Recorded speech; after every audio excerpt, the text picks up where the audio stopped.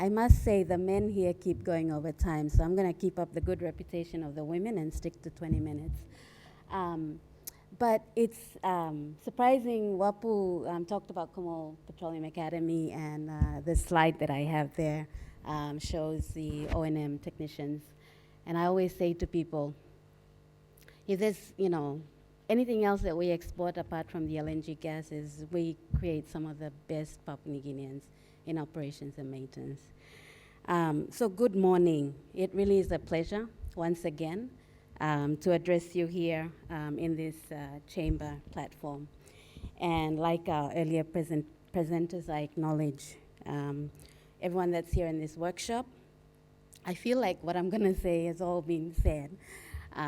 But again, hopefully I can give you a different take or a different lens on some, or maybe a succinct lens on some of these things that we've talked about.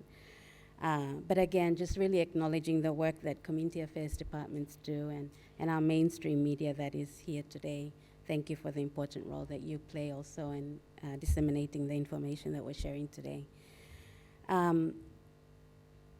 Today, I will focus this presentation on the very first extractive industry collaboration coming together to talk about supplier development in our industry. And that was held in June this year on the back of the Business Council of Papua New Guinea and the Prime Minister and NEC department's joint platform, which is called the Private Government Connect. For short, it's PGK, which I thought was really smart when Doveri Hanau first told me that, because I was like, oh, okay, that's interesting.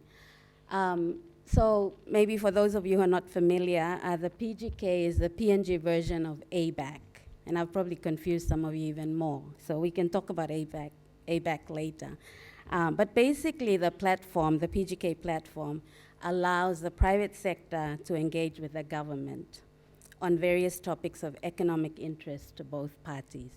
So it's really good to see that the Business Council of Papua New Guinea has established that platform. You'll also note, I've got a few logos there. You got the Chamber of Mines and Petroleum, the Institute of Banking and Business Management, or IBBM, as we fondly call it.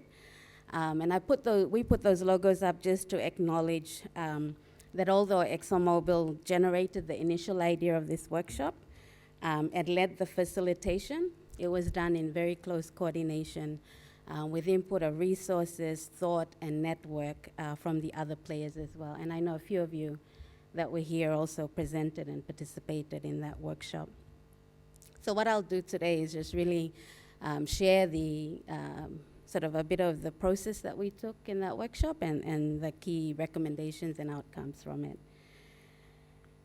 I also just, before I jump into the rest of the workshop presentation, will give a little bit of a history or a bit of the journey that Exxon has been on that led us to this place where we saw the need for collaboration with other industry players around this topic of supplier development.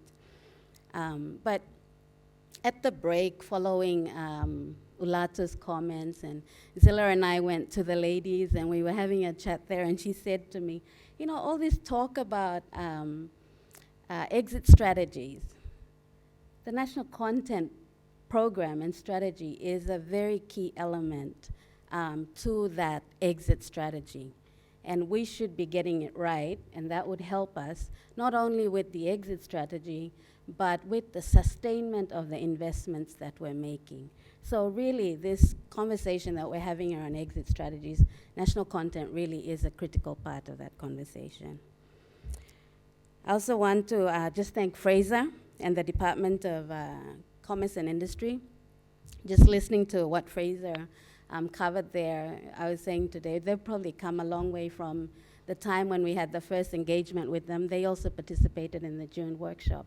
And we were all like, you guys haven't started, where are you at? We all want to participate. And so I feel like, Fraser, you've come a long way, and thank you for the energy that you and your department have carried through, and you will continue to have our support in the work that you're doing. Okay, if I can move to the next slide, please, thank you.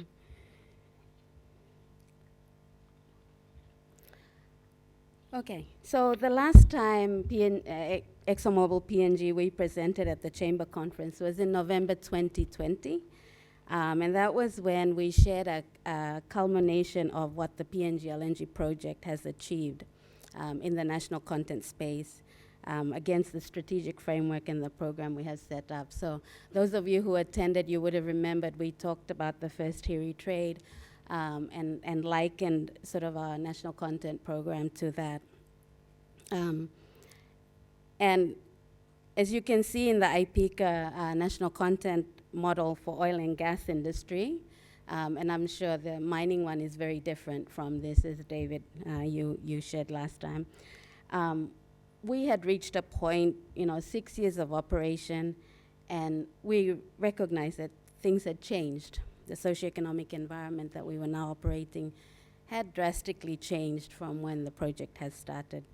And there was also a change in political leadership, change in key institutions and experiences of, the local institutions. The Larry Undergullies were coming up, the Ulato Aves. I mean, the landscape was different. The players had advanced.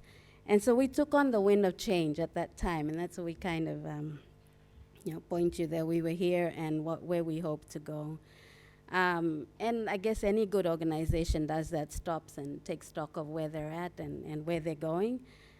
They say change and God, for those of us who believe, are the only constants. Everything else keeps on changing. So at that November session, our general manager, Andrew Barry, our staff, community partners, and we had JV partners, Augustine Mano and Luke Liria from MRDC and Como Petroleum, respectively.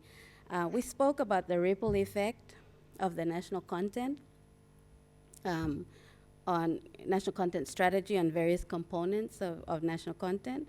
And we also had Nuni Kula, the chair of the PNG Business Council, who spoke to the broader multiplier effect on the economy in PNG from an investment and growth perspective. So from that initial internal review, two key insights that I want to stress on that led us to this deeper dive in the supplier development workshop. And as I speak to it, I'll also refer you to this different approaches to collaboration, right? The win-lose, the win-win, and the shared value. So in taking the deeper dive and wanting to move to that shared value approach, or emphasizing that a lot more in the way we were doing national content because of the value that brings, what we saw was that, and I think Lato touched on this and others have touched on it throughout this forum as well, is that for national content program to have national impact, it needs to be embedded within a clear understanding of the whole industry's development, and that needs to be established from all perspectives. So ExxonMobil will keep on struggling to try and make an impact with its national content program. If we keep saying, we are trying to do this, we will make a much better impact if we connect all the stakeholders and we say the we is more than just ExxonMobil. The we includes government, the we includes other mining and petroleum operators, the we includes our communities, the we includes landowner companies and Papua New Guinean businesses. So this requires a really holistic understanding of the marketplace. Number two insight was that national content initiatives need to take a long-term approach, okay? And I think someone else touched on this as well. We cannot just develop the components of NC for a single project. I think I mentioned that earlier. But we need to look at, what's the next project coming on? How will what we're doing now benefit that project and the next project and the next project? So if I can move on to the next slide, please. So this is really, taking all of what I just said there is the statement, is our strategy statement, or when I say our, I'm hoping you all can feel the our in there for all of us. But it's really, some key words there that I've mentioned already as well. Coordinated approach, you know. And I think WAPU, you know, with what they're coming up with, should that be in isolation? No, we should all try and connect into some of those initiatives. And I know each of you have things that you're also working on that could benefit from a more joint perspective rather than an individual project. And I think in the past we've often boasted about what we're doing. I think more and more we want to talk about what we all are doing together. Okay, the next slide. I also just put this up because when ExxonMobil, when we talk about national content, these are really we like to have clarity as to what are we trying to do. And so these are the three main components that we talk about when we talk about that. And I think this is an area where there can be more discussion and more dialogue, and it's one of the areas I'll touch on later on, but that lack of clarity as to what do we mean when we say national content. So, you know, empowering Papua New Guineans, the workforce piece, what we found as we were taking our deep dive, you know, and through media and social media as well, general feedback is that, you know, it's wonderful what you guys are doing with the workforce development. It's great, 91% from 52% when we started. So everyone's really happy about what we're doing in the workforce. Our O&M, you know, it's a world-class workforce that we're developing. But where I really struggle is when everyone just goes, well, of course it's expected you would develop workforce. And I feel like there is a general lack of appreciation of what those workforce development programs do. And I think Prof. Jackson alluded to that with Missima. We see it in in Bougainville with the Bougainville copper mine. And I think we miss an opportunity here to really talk about what creating job means from a national content standpoint, and what that text means for the government, and what that ability of those people to look after their whole community, because any one Papua New Guinean gets a job, the whole household and the whole village benefits. A UN study that was also conducted in 2020 was interesting. I was looking at it when they circulated it, and it came back saying that most Papua New Guineans rated jobs higher than health and education services. So that's a real big takeaway for me, just to go, wow, you know, creating a job and not just any job, but giving people skills is an important contribution to our economy. On the supply development piece, we found that there is lots of challenges and lots of opportunities in this aspect. And so this was kind of why we focused the workshop onto this one. The expectations are very high. The local and global competition standards, you know, are quite disparated because of, you know, the lack of capacity here and the entitlement mentality. So people like TWL and Total Waste Management and others, you know, other Papua New Guinean businesses that are really stepping up are good examples that we can all learn from. But going back also to, you know, one of the key investments we made was the Enterprise Center at IBBM. And again, just saying, recognizing that, you know, other operators were also coming in and using the Enterprise Center. But again, even though we were all coming to the same institution, we were all still taking very siloed approaches. So Total talking to them about building a database or doing some training. David here talking to them about, you know, doing something, but not going together and not being clear as to, you know, how we could save costs and maximize the benefits we could get out of the Enterprise Center. The last component, I think the last set of presenters talked to that quite a bit, you know. We're all doing health and education programs. We're all doing agriculture programs. We're all, again, this need for us to collaborate and cut out, you know, duplication and find and build up the strong and robust entities. Because when we're all coming at it piecemeal, like I know Oil Search does book belong Pikinini, we do book belong Pikinini. How can we change some of that and do it more effectively through collaboration? So these are all the things that sort of drove us to this workshop. So I've told you a bit of a story, but we get to the next slide.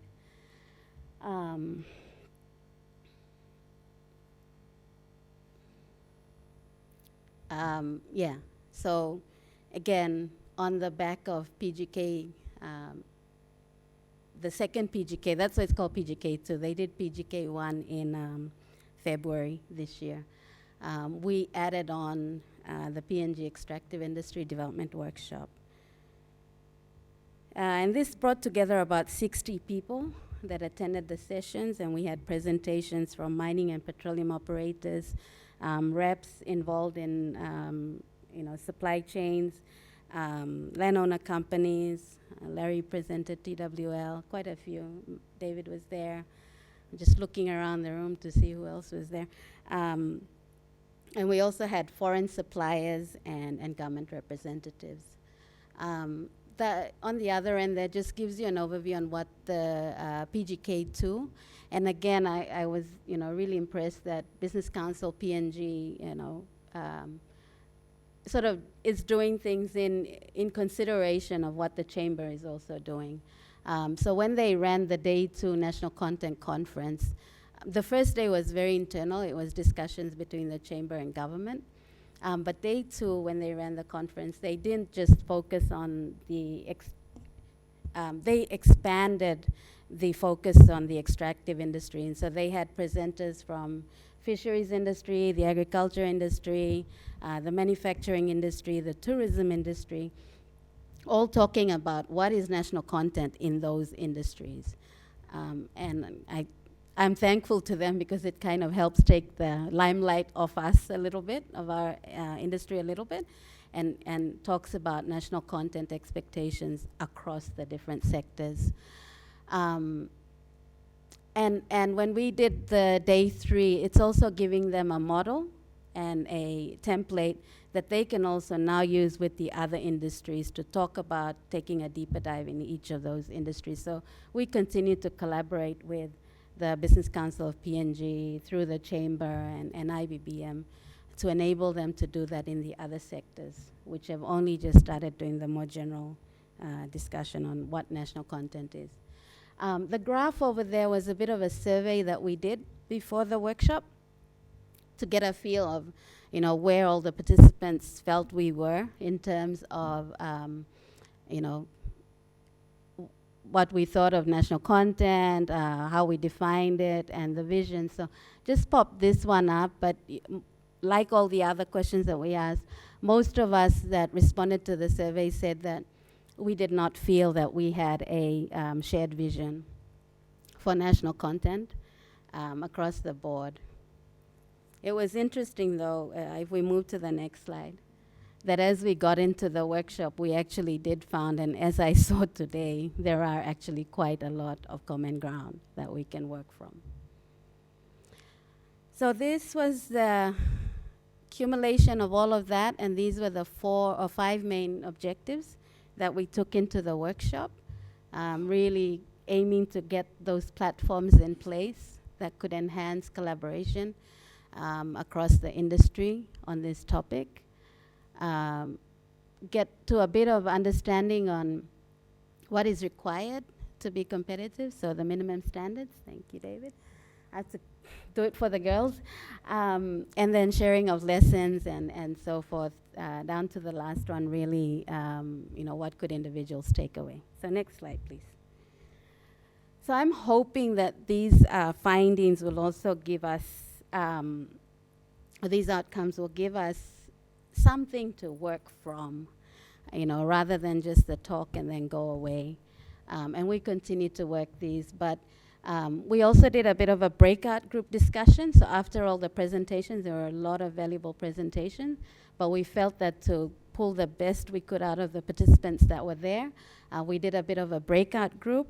And in the intent of these breakout groups was to make sure we got everyone's perspective on what they thought, the vision could be, what were the roles of the different stakeholders, even agree on are those the key stakeholders. and then get them to talk about some of the barriers and enablers to getting to that vision.